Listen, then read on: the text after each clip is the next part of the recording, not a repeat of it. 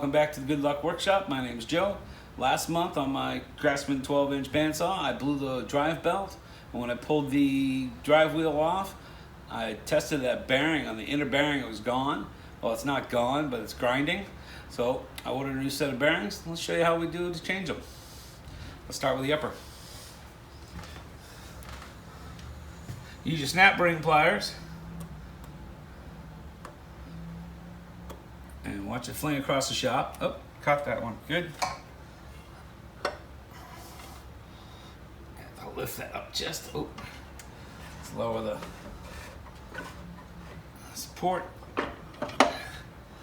Now, the uppers are not bad, but considering its age, I'm going to replace them, all the bearings. Let's grab the lower one. And now, crank in the tensioner. Again, snap ring. And keep it from flying across the shop. Slide it off. See? Shiny new belt. Works wonders. $8. Beltpalace.com. Good place. Alright, so meet me at the workbench and we'll get this done. Now, back at the bench, we don't have a puller, so we'll see if we can just punch it out from the other side, and let's see what happens. Oh, that was easy peasy.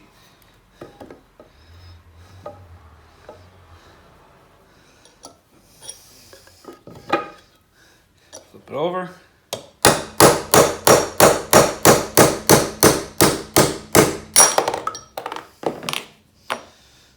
That was easy peasy. All right. This is what I was talking about with that bearing. You can't hear it. Oh, maybe you can. Got a little grind to it. That was the inner, this is the outer. Nice and smooth, but I'm just gonna replace all four of them because it's just gonna be that much easier. Let's just grab a towel here and wipe out any schmegma in there. Flip it over. Do the same for this side. It's a press fit, easy enough to do. Since we punched out the old bearings, we're gonna clean those out.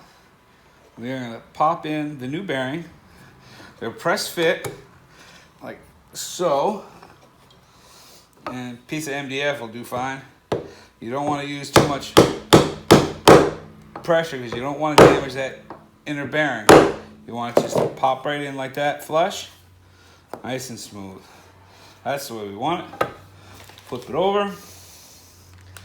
Let's do the inner.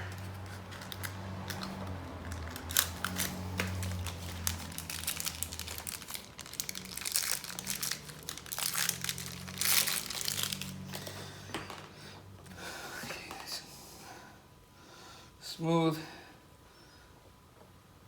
and just press it in best you can by hand. Like I said, little piece of MDF, big enough to cover the outer race, never the inner bearing because you'll pop it apart. And tappy tap tap in place. Here we go, flush. You're gonna do the same procedure for the top wheel and bearings. Pop them out, tap new ones in gently, always on the outer race, never on the center. Okay, I'll meet you back at the bandsaw and we'll go put it back together.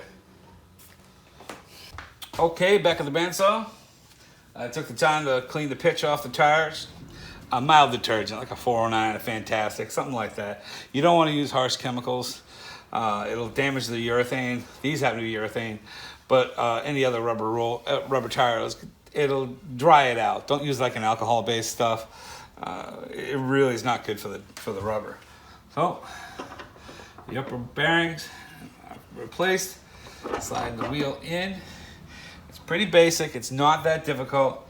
Standard, if you got a pair of snap ring pliers, this is standard operating stuff. Slide that in place. Clips in place. That's the upper wheel. Now let's go down and look at the lower one. As you can see, we have to connect the drive belt. We want to I use the fast speed, 3,000 feet per minute, on the larger diameter on the drive motor and the smaller diameter on the pulley. So this is what we're gonna do. See if you can get you in here close while I do this. I'll try. Camera angle should be all right.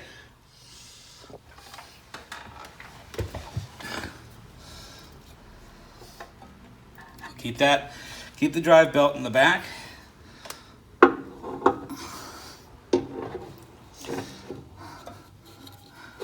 Slide the drive wheel on and then pick the belt up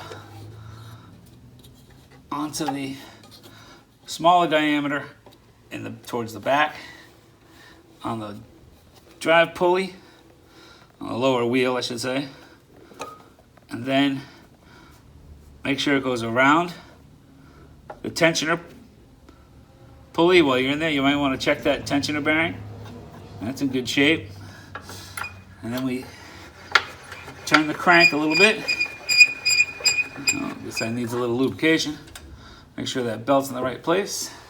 Slide the wheel all the way on. Snap ring pliers. And grab the snap ring. Spread it out and over. And make sure, there we go. That clips in place. A little tension on that drive belt. Not too much because it's going to put more pressure on that bearing, but you need enough so it doesn't bog on you when you're trying to work. Then, as usual, put your blade back on, reset your guide bearings, reset your bevel. Reset it so it rides in the center of the tire. If you're not familiar with the proper setup of the bandsaw on how to track, I recommend Snodgrass. I can put a link in the video description for you. He does beautiful bandsaw tune-ups and gives you a better idea of how to set your bearings, stop blocks, or guide blocks, or cool blocks, depending upon what type of machine you're using. But for this little Craftsman 12-inch, I have a bearing set on mine, but I'm not going to get into that. Putting the blade on, everyone knows how to use their blade, but this is just a quick overview on how you go about changing the bearings.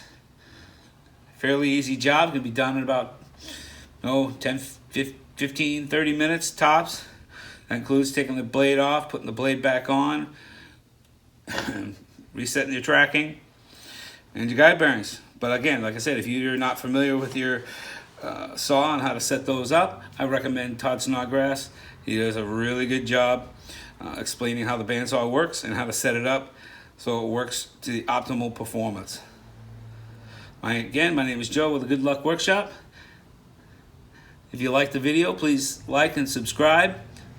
Smash that thumbs up button down below and hit the subscribe button so you'll get new notifications and hit the bell for new notifications so when I post new videos, you'll have notification when they come out. Take care.